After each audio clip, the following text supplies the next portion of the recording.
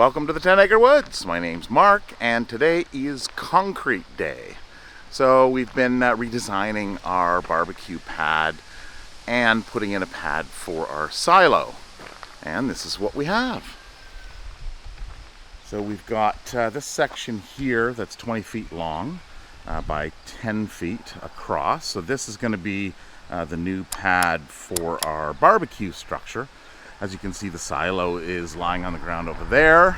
If you're just tuned in here, we had a little bit of an issue with the concrete pads that we used and the heavy rain.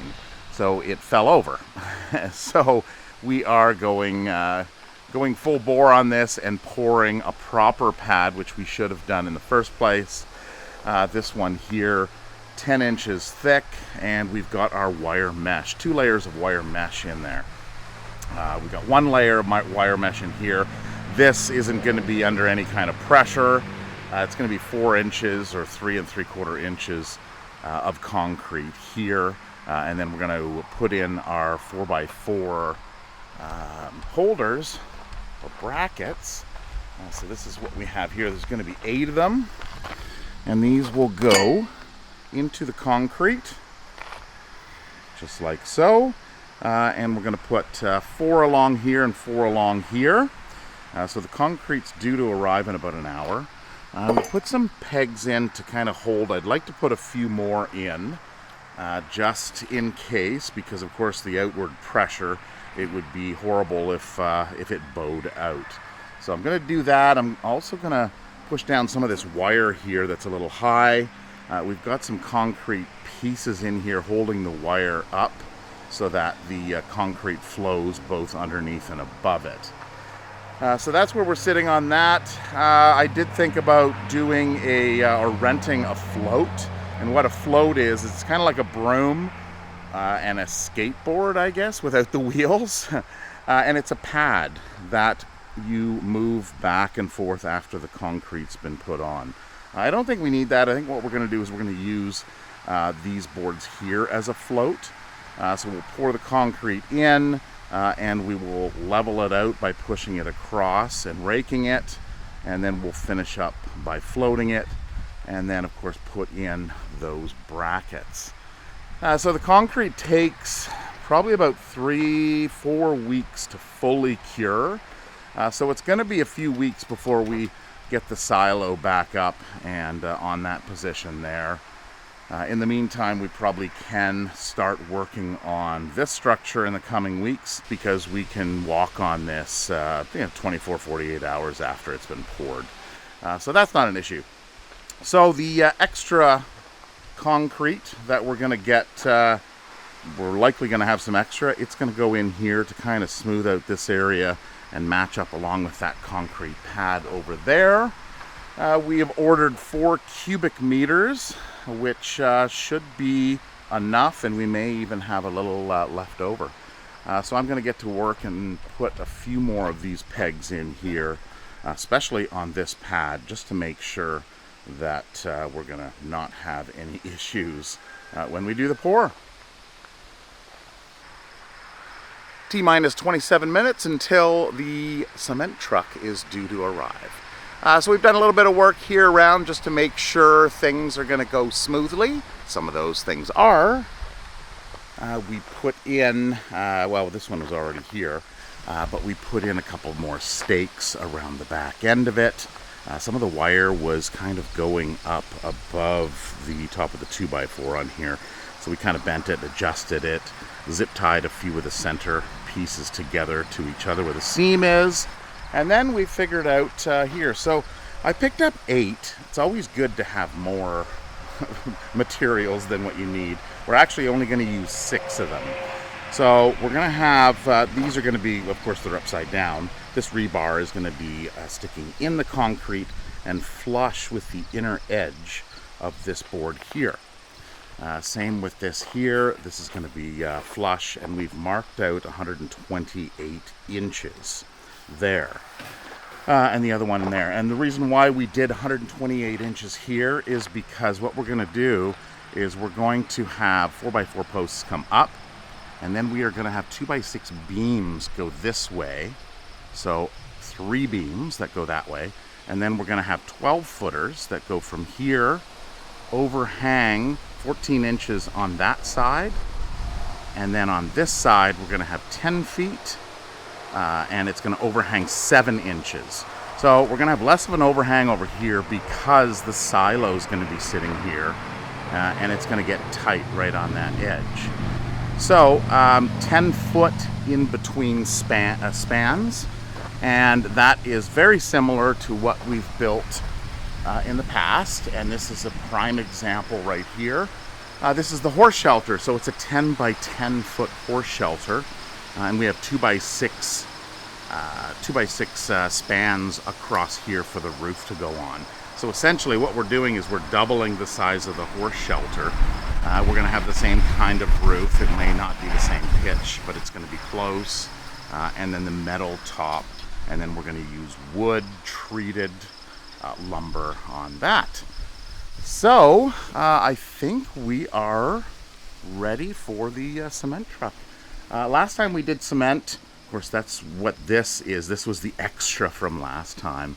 The wood framing is still on the base here. So this was quite a bit larger of a pour. So you can see here's the wood framing that we just left on. So that was done quite a few years ago. I did a time lapse of that. I don't know if I ever posted it on YouTube. I may have posted it, but while we wait for the cement truck, I'll show you that little clip on how that worked. And you'll see, after the concrete's been put in, you'll see me using the float going back and forth. Bang, bang, bang, bang, bang. And that's what we're going to kind of expect here, except we're going to use a 2 by 6 as a float.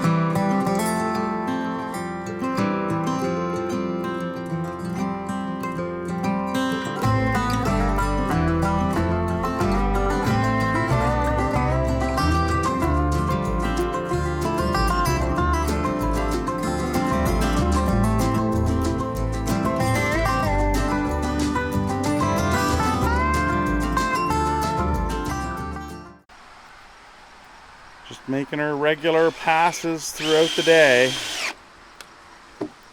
Don't know where she goes or what she does. Well, you are no longer out. No longer allowed to go underneath this deck. So as we're waiting, we've got the lattice across here because the Muscovy ducks like to go underneath this deck. Tara's taken some scrap wood and just put it in here. We may cut it to size and screw it to the underside of each front end of each step. And then we've got another board on there. And then, of course, on this side, because we're going to put concrete in here, depending on how much we have, we've got this board that runs along here. So there's only this little section here that we'll have to figure something out. Duck-proof. Yeah, to duck proof it Why is so it? that we can see where they're laying their eggs and they don't disappear. Because once they get underneath there, you can't get to them. It's too small. Well, we need it. Look, watch. Watch. Oh, you've got a little trap door.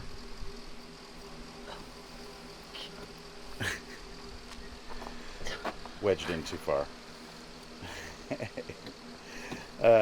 So this pipe that's coming out here is empty, but we will probably run electrical through there. We've just got it sticking out the end here. If we want to put some, usually Tara likes to put her white Christmas lights on the barbecue area to give it some nice aura, so we may Sparkle. have that. Some I sparkle. like sparkle of white lights. Yeah. Hey, So- what's that song? I leave my Christmas lights on all year long. yeah, I'm sure there is a song. It's Yeah, like a redneck, Reba or a redneck song. Eh. I leave my wait. I leave my Christmas lights on all year. Yeah. It used to be a good. It used to be a favorite song. I don't listen to music anymore. All right, it is now 11:32, so we're just waiting for him to arrive. There's the train, but I don't think that's bringing any concrete. So I had to stop the camera and Google it. It's Redneck Woman by Gretchen Wilson. So of course I played the song and Tara just started dancing. So if you haven't heard it, just Google that. The truck has arrived, so here we go. He's just coming through here now. It is 11:37, so here we go.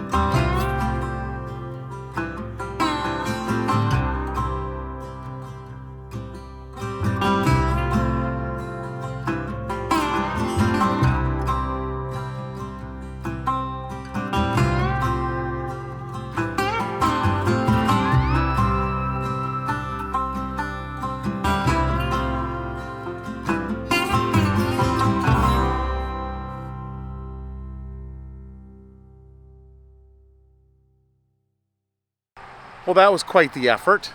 I clouded over a little bit, but when that sun comes out, it gets hot. Nobody said working with concrete is easy, but it's cheaper.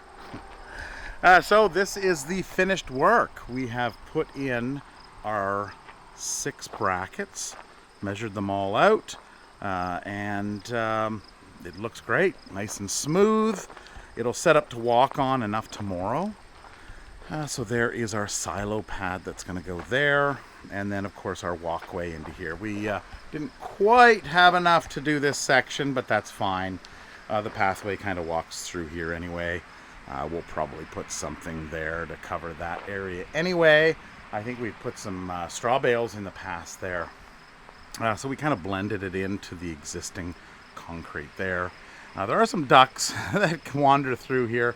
I think it's probably setting up enough that there won't be any duck prints in here. We thought about doing that, but the chemicals that are in concrete are not good for skin. So if we did, we would have to wash their feet off right away.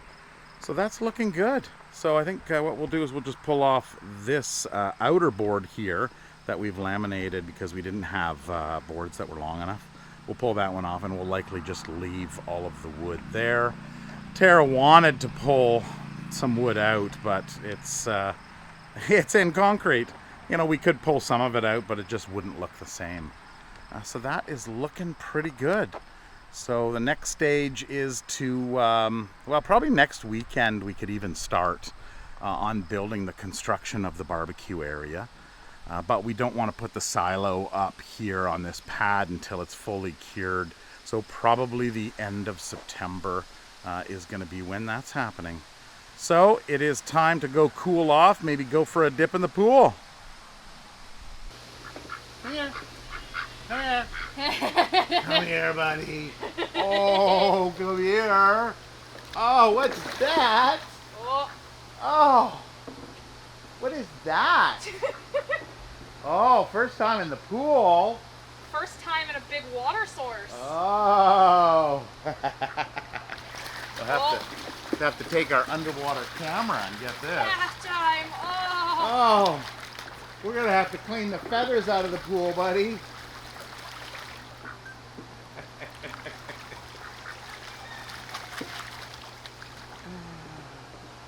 Look at all those feathers. Hey? Oh, silly boy. Well, at least you'll be clean. Yeah. Ritzy. Oh. Oh. What are you doing?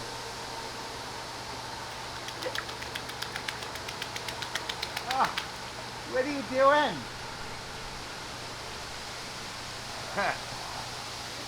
Now we're going to find them in the pool all the time. Ritzy.